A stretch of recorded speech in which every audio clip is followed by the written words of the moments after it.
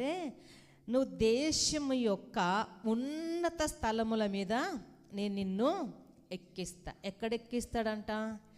దేశములోనే, ఒక మన పట్టణములో కాదంట, మన కాలనీలో కాదంట, లేకుంటే మన చుట్టాల వారిలో కాదంట, దేశము యొక్క ఉన్నత స్థలముల మీద నేను నిన్ను ఎక్కించెదను.